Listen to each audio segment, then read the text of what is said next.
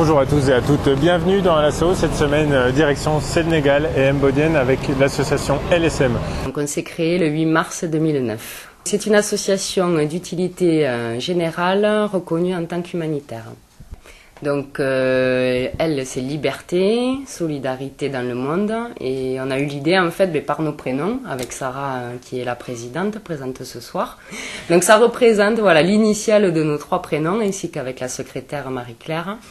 Et pourquoi l'association? En fait parce qu'on travaille depuis longtemps en présence d'enfants, et on a toujours voulu faire quelque chose avec eux, développer un peu la culture, puisque dans les écoles il y a la diversité quand même culturelle, et on a trouvé essentiel de pouvoir apporter ça à d'autres enfants aussi, quoi.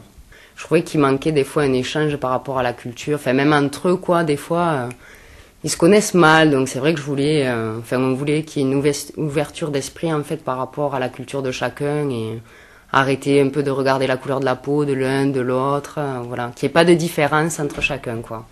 Un projet d'éducation, donc pour essayer de mettre en place, voir un peu comment chaque enfant apprend en fait dans un pays ou dans un autre, et par rapport à ça on a besoin de fournitures scolaires puisqu'ils n'ont rien, et en même temps on a mis en place des correspondances écrites avec une école ici primaire pour pouvoir développer chacun leur journée, comment ça se passe, qu'est-ce qu'ils font, quels jeux ils jouent, etc. Et donc par ce biais-là, on a aussi, c'est le projet en fait d'animation de l'association, quoi. Et on a eu déjà un premier échange où l'école de Toulouse a écrit à l'école de Mbodiène, donc ils expliquaient un petit peu leur situation, leur prénom, leur âge, les cours qu'ils avaient dans la journée. Donc c'est vrai que ça a été très bien perçu là-bas. La maîtresse a fait le retour en expliquant un petit peu comment ça se passait. Bon, à Mbodiène, ils sont un peu plus petits, c'est vrai qu'ici c'est une école primaire, donc ils ont fait un petit retour écrit aussi, mais succinct, quoi.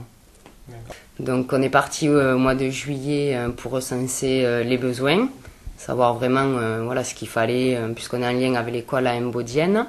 Donc il faut des fournitures scolaires, ils font classe dans une bibliothèque qui est prêtée par une école primaire.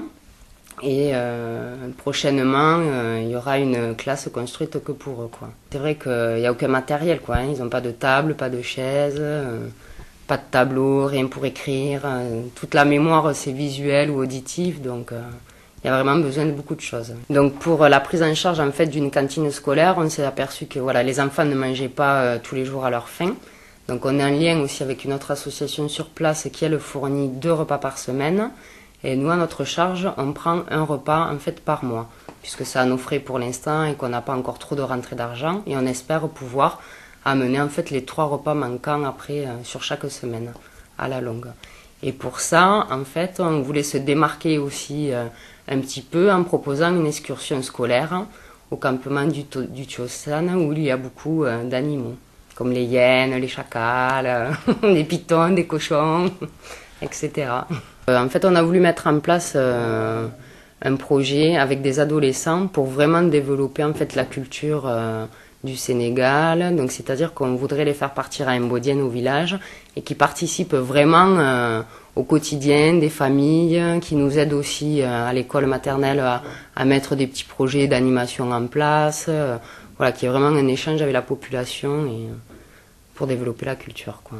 C'est donné peut-être 2 années vraiment pour concrétiser déjà les projets sur le Sénégal.